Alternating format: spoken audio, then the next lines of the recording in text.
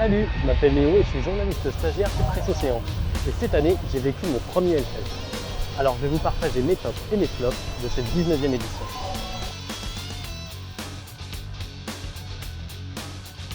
Déjà, l'accès est super facile grâce au parking géant gratuit. Tout est bien indiqué et on peut se garer rapidement et sans problème. On peut ensuite accéder au festival à pied ou grâce à des navettes. Sur place, on entre dans un autre monde. Tout est spectaculaire, avec des décors gigantesques, comme la Gardienne des Ténèbres par exemple. Et franchement, on a vraiment l'impression d'avoir franchi la porte des enfers. Ici, l'espace est immense et réparti en plusieurs zones.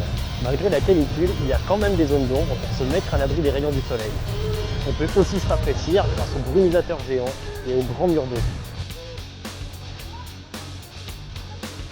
Et évidemment, il y a aussi tout ce qui fait l'âme du Hellfest, les Hellbangers comme on les surnomme, des festivaliers super sympas.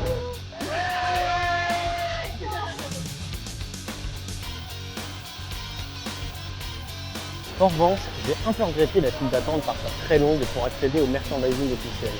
Il faut parfois attendre plus de 3 heures en plein soleil, sans ombre. Et bien sûr, il y a énormément de monde partout. Mais pour moi qui n'aime pas la foule, je ne me suis pas senti mal. Le Hellfest est grand et il y a des espaces pour se reposer. Un autre bon point, le volume sonore. Ça me faisait un peu peur, mais en fait ce n'est pas assourdissant.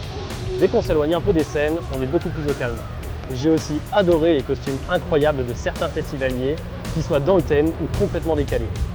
Un autre gros coup de cœur, l'ambiance nocturne. Dès que le soleil est couché, les flammes jaillissent de partout. C'est un spectacle complètement fou.